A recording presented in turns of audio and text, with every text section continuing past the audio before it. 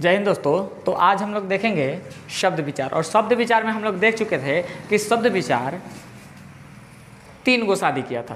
कै गो शादी किया था? 3 गो। पहला किया था उत्पत्तिया से, दूसरा किया रचनावा से और तीसरा किया परिवर्तनीय से, यानी रूप परिवर्तनीय से। ठीक है, तो हम लोग उत्पत्तिया के कै गो बेटा है? 4 गो बेटा है। उत्पत्तिया के 4 बेटा का देख लिए हैं। आज हम लोग देखेंगे कि रचनावा से शादी किया तो रचनावा के कै गो बेटा हुआ। ठीक है, चलिए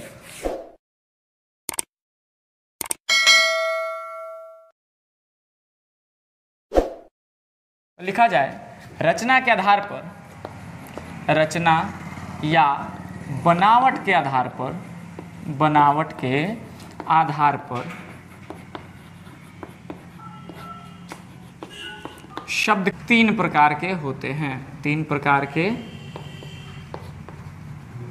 होते हैं।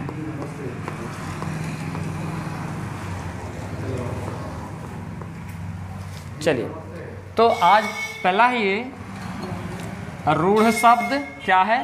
रूढ़ शब्द। दूसरा है यौगिक शब्द। दूसरा क्या है? यौगिक शब्द। और तीसरा है योगरूढ़ शब्द। तीसरा क्या है? योगरूढ़ शब्द।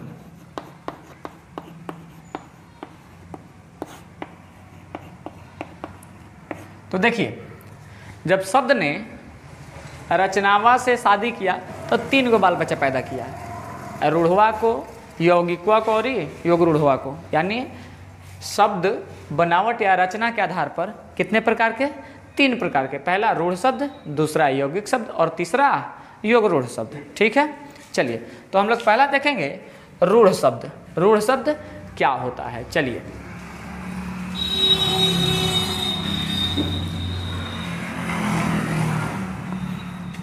लिखा जाए। वैसा शब्द, वैसा शब्द जिसका खंडन करने पर, खंडन करने पर खंडित भाग का, खंडित भाग का कोई अर्थ ना मिले, कोई अर्थ ना मिले, कोई अर्थ ना मिले, उसे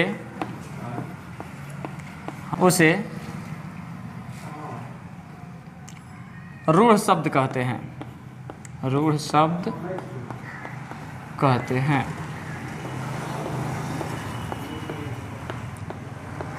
देखिए, जब ये जुड़ा रहेगा तो शब्द रहेगा, और जैसे तोड़ेंगे, जैसे इसको तोड़ेंगे ये क्या हो जाएगा? कोई अर्थ इसका न मिलेगा, टूटे हुए भाग का कोई अर्थ नहीं मिलेगा। जैसे देखिए,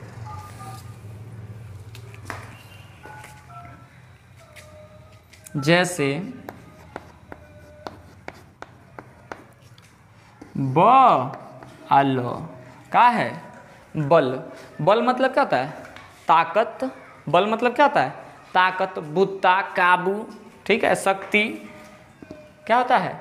चलिए, ये तो जब एक साथ है तो इसका कुछ अर्थ मिल रहा है। ठीक, आज जैसे इसको हम तोड़ेंगे, जैसे ब आ प्लस ल, जैसे तोड़ रहे हैं तो इसका कुछ अर्थ निकलेगा। ब से कुछ होता है, ब का मतलब कुछ होता है? कुछ नहीं। ल का मतलब कुछ होता है? नहीं। तो जब एक साथ है तो कुछ अर्थ मिल रहा है। आज जैसे इसका खंडन कर रहे हैं तो खंडित भाग का कोई अर्थ नहीं मिल रहा है। खंडित भाग का कोई अर्थ नहीं मिल रहा है। तो ऐसे शब्द क्या कहलाते हैं? क्या कहलाते हैं? रूढ़ शब्द। जैसे सड़क, क्या हो गया? सड़क। सड़क मतलब क्या होता है? रास्ता, मार्ग। इसको अगर तोड़ते हैं तो क्या इसका कुछ अर्थ मिलेगा? स प्लस ड़ प्लस क। स मतलब कुछ होता है? कुछ नहीं। ड़ मतलब कुछ होता है? कुछ नहीं। क मतलब कुछ होता है? कुछ नहीं। तो टूटे हुए भाग का अर्थ नहीं मिलता है। जैसे और देख लीजिए, लाज, कर्ज, तर्ज, फल, हल आदि। तो ये जो शब्द हैं ये क्या हैं?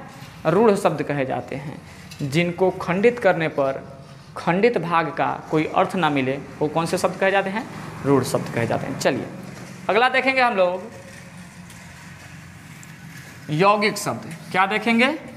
यौगिक शब्द।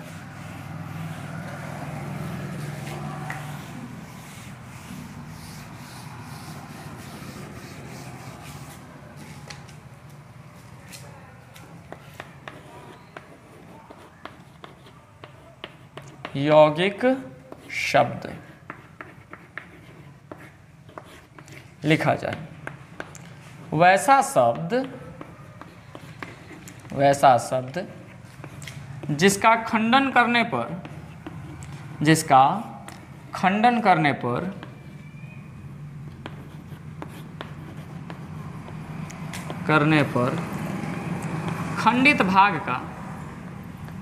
खंडित भाग का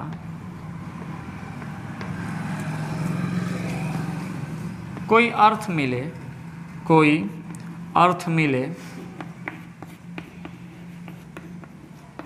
उसे क्या कहते हैं? यौगिक शब्द कहते हैं। क्या कहते हैं उसे? यौगिक शब्द कहते हैं।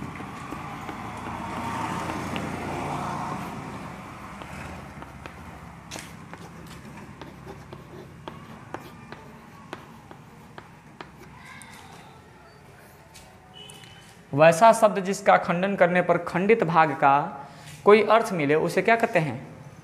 यौगिक शब्द। जैसे देखिएगा,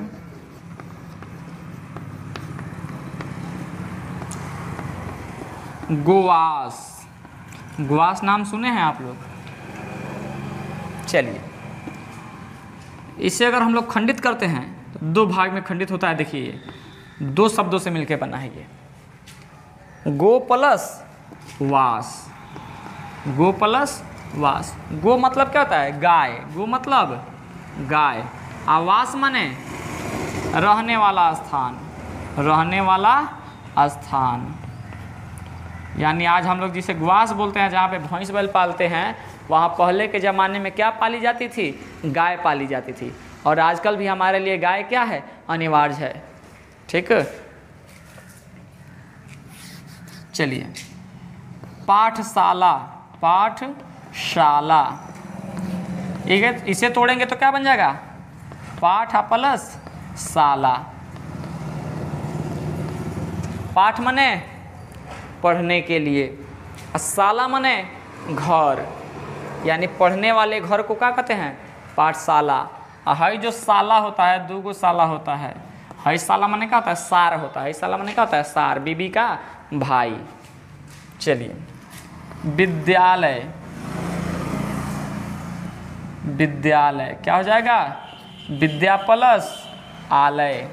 विद्या माने ज्ञान, आलय माने घर, ज्ञान का घर।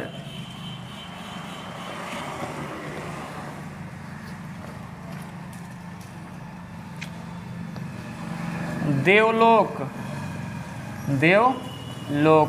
क्या हो जाएगा? देव प्लस लोक। देवताओं का दुनिया। देव मने देवता, लोक मने दुनिया। देवताओं की दुनिया क्या कहलाती है? देवलोक, जहाँ पे केवल देवता ही मिलेंगे। असुरलोक, भूतलोक, हिमालय। हिमालय क्या हो जाएगा? हिम प्लस आलय। हिम मने बर्फ और आलय मतलब घर, बर्फ का घर क्या कहलाता है? हिमालय। चलिए तीसरा है योगरूढ़ शब्द। योगरूढ़ शब्द।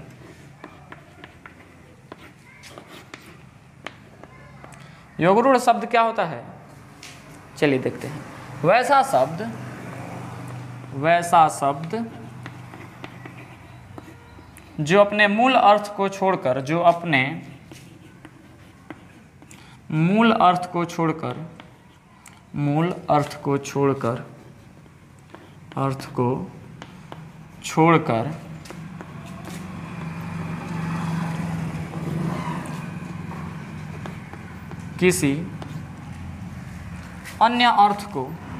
किसी अन्य अर्थ को इंगित करे उसे योगरूढ़ शब्द कहते हैं। क्या कहते हैं? योगरूढ़ शब्द कहते हैं।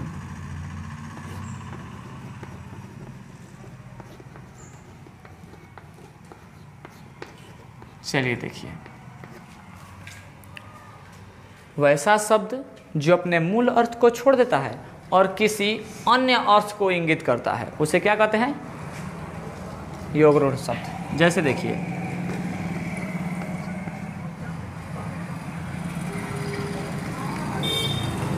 वीणा पानी। चलिए, वीणा पानी कहने का मतलब क्या हो गया? जिसके हाथ में वीणा हो, वीणा माने बजाने वाला यंत्र और पानी माने होता है हाथ। ये पानी माने क्या होता है? हाथ। तो जिसके हाथ में वीणा हो, अब आप वीणा ले लीजिएगा तो क्या आप भी माँ सरस्वती कहलाइएगा? नहीं। वीणा पानी कौन है? जिनके हाथ में शुरू से ही वीणा रखा गया है, उन्हें वीणा पानी की उपाधि दी गई है। तो वीणा पानी कहने का मतलब सरस्वती। अगर आप हाथ में वीणा ले लेते हैं तो आप भी सरस्वती नहीं कहलाइएगा। चलिए, जटाधारी। जटाधारी कहने का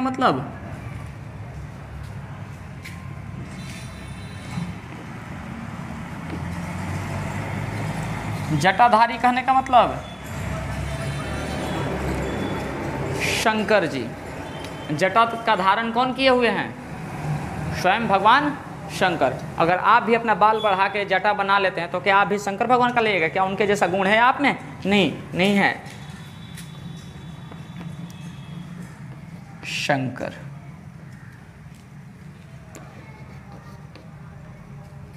चलिए, उसके बाद है चक्रपाणी। चक्रपाणी कहने का मतलब, चक्र माने चक्र और पानी मतलब हाथ। जिसके हाथ में क्या हो? चक्र हो। किसके हाथ में चक्र रहता है? स्वयं नारायण के हाथ में, स्वयं विष्णु भगवान के हाथ में। क्या आप चक्र ले लीजिएगा तो आप भी विष्णु भगवान हो जाइएगा? नहीं। आपके अंदर वैसा गुण है क्या? नहीं है। चलिए, उसके बाद दशानन। दशानन कहने से किसका अर्थ मिलता है हमें? कौन होते हैं दशानन? चलिए देखिए, रावण। आप भी 10 को सिर लगा लीजिएगा तो क्या आप भी रावण का लाई गए? बिल्कुल नहीं। तो ये कहना चाहता है कुछ और, लेकिन इसका अर्थ निकलता है कुछ और। ठीक है, चलिए, मुझे आशा है कि आपको ये वीडियो अच्छी लगी और समझ में आई। चलिए, धन्यवाद।